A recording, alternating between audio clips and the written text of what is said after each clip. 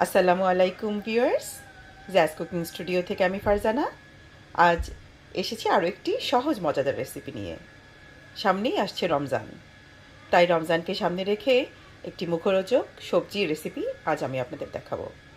আজ করছি মূলা টমেটো আলু দিয়ে ঝোল। শুনতে কেমন লাগছে তাই না? খেতে কিন্তু অসাধারণ। ছোট বড় সবারই খুব পছন্দ হবে। রান্না করাও খুব সহজ। চলুন দেখে নিই কীভাবে রান্না করলাম। দারুণ স্বাদের টমেটো মূলার ঝোলের জন্য মূলাকে এভাবে আমি পাতলা করে স্লাইস করে নিয়েছি, আর নিয়েছি দুটো ছোট ছোট আলুকেও মূলার মতো একই রকমভাবে স্লাইস করে নিয়েছি তিনটা মিডিয়াম টু লার্জ সাইজের তিনটা টমেটোকে এরকম 4 টুকরো করে কেটে নিয়েছি। এখন চুলায় একটি প্যান বসিয়ে দিয়েছি, তেলটা গরম হয়ে গেছে। দিয়ে দিচ্ছি খানিকটা পেঁয়াজ কুচি,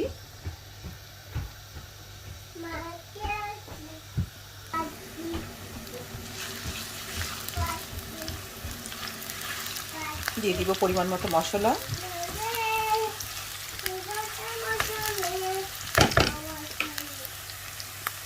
শুরুতেই দিয়ে দিচ্ছি প্রায় 1 টেবিল চামচ আদা এবং রসুন বাটা,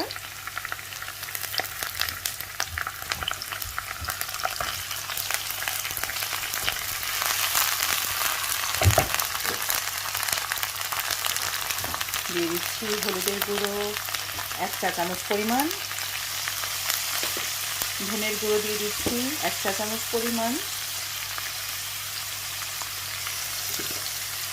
খানিকটা দিয়ে দিব লাল মরিচের গুঁড়া, খুব বেশি দিব না, আপনারা পছন্দ অনুযায়ী দিয়ে নেবেন। একটু ভালো করে মিশিয়ে মশলাগুলোকে কষিয়ে নিব। কষানোর এই পর্যায়ে আমি খানিকটা লবণ দিয়ে দিব।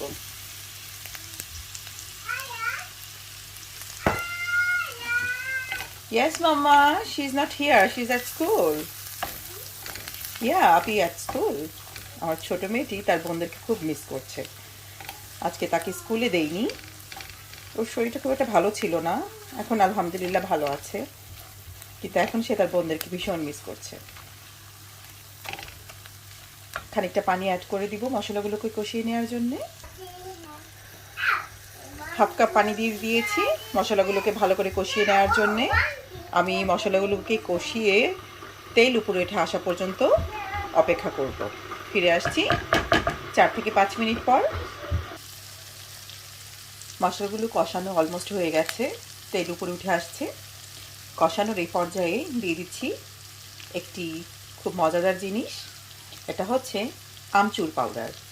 আমচুর পাউডার এই সবজিটার মধ্যে আমি একটু টকটক করে রান্না করছি। অনেক বাচ্চারা সবজি খেতে একেবারেই পছন্দ করে না, কিন্তু এভাবে যদি একবার করে দেন, মূলা দিয়ে টমেটো দিয়ে সামান্য আলু দিয়ে একটু টকটক করে ঝোল করে দিলে বাচ্চারা এত পছন্দ করে খেয়ে নিবে, প্লেটের ভাত কখন শেষ হয়ে গেছে টেরই পাবে না।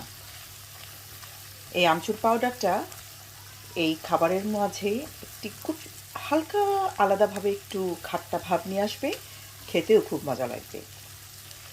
মশলাগুলো কষানো হয়ে গেছে, দিয়ে দিচ্ছি এখন কেটে রাখা আলু মূলগুলো, সবগুলোই দিয়ে দিচ্ছি।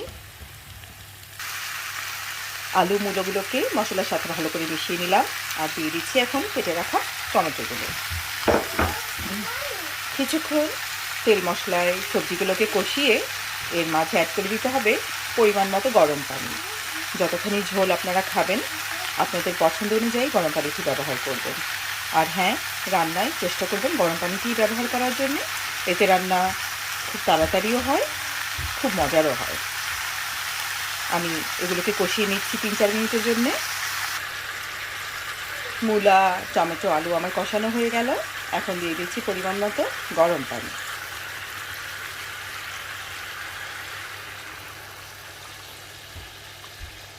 খুব বেশি ঝাল দিচ্ছি না, যাতে বাচ্চারা খেতে পারে।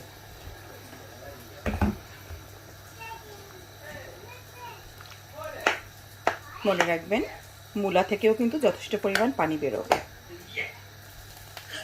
ব্যাস, সেদ্ধ হতে তো বেশি সময় লাগবেই না, যেহেতু এগুলো ফ্রোজেন না, একদম ফ্রেশ সবজি। ঢেকে দিচ্ছি, ফিরে আসছি 5 থেকে 7 মিনিট পর। সবজিগুলো সেদ্ধ হয়ে গেছে, ঝোল বেশ অনেকটা কমে এসছে। রান্নার এই পর্যায়ে দিয়ে দিচ্ছি খানিকটা জিরার গুঁড়ো, প্রায় 1 চামচের মতো, 4 চামচের পরিমাণে। একটু মিশিয়ে দিই সুন্দর একটি ফ্লেভারের জন্যে। অনেকে মূলোটাকে যখন রান্না করেন, মূলা সিদ্ধ করে মূলার যে একটা ফ্লেভার থাকে, অনেকে সেই ফ্লেভারটা পছন্দ করে না, তাই সেদ্ধ করে দেখা যায় বা ভাপিয়ে পানিটা ফেলে দেয়। আসলে এতে কিন্তু মূলার যে ভিটামিনটা, সেই ভিটামিনটা পুরোটাই চলে যায়। মূলোটাকে রান্না করে সাথে সাথে খেয়ে নিলে কিন্তু সেটা শরীরের জন্য অনেক উপকারী। আর যাদের একটু কোষ্ঠকাঠিন্যের সমস্যা আছে, মূলো কিন্তু তাদের জন্য খুবই উপকারী। আঁশযুক্ত সবজি। দিয়ে দিচ্ছি 3টা আস্ত কাঁচামরিচ ফ্লেভারের জন্যে, আর দিয়ে দিচ্ছি কিছু ফ্রেশ ধনেপাতা কুচি। রান্না আমার হয়ে গেছে। চুলার জালটিকে একেবারে মিডিয়ামে রেখে, মিডিয়াম না, একেবারে লোতে রাখবো অ্যাকচুয়ালি।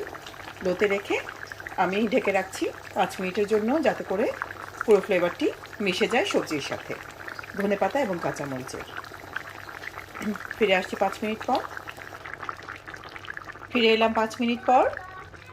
মূলা দিয়ে টমেটো দিয়ে ঝোল আমার একেবারেই রেডি। এটি দেখতে কেমন লাগছে জানি না, খেতে কিন্তু খুবই চমৎকার। আপনারা বাসায় একবার অবশ্যই ট্রাই করবেন, আমার অনুরোধ রইল আপনাদের প্রতি। আমি এটিকে আর 5 মিনিট ঢেকে রেখে আপনাদেরকে একটি সার্ভিং ডিশে তুলে দেখাচ্ছি। ফিরে আসছি 5 মিনিট পর। চুলার আঁচটি আমি এই পর্যায়ে বন্ধ করে দিচ্ছি। ভীষণ মজার মূলা টমেটোর ঝোল আমার একেবারে রেডি। দেখুন দেখতে কতটা লোভনীয় লাগছে, খেতেও কিন্তু ততটাই চমৎকার। গরম ভাতের সাথে খেতে অসাধারণ। আশা করি আমার এই রেসিপিটি আপনাদের ভালো লেগেছে। ভালো লেগে থাকলে অবশ্যই ট্রাই করে কমেন্ট বক্সে জানাবেন রেসিপিটি কেমন লাগলো। আর আমার চ্যানেলে গিয়ে চ্যানেলটিকে লাইক, শেয়ার এবং সাবস্ক্রাইব করার অনুরোধ রইল। ফিরে আসবো আরেকটি রেসিপি নিয়ে। আসসালামু আলাইকুম।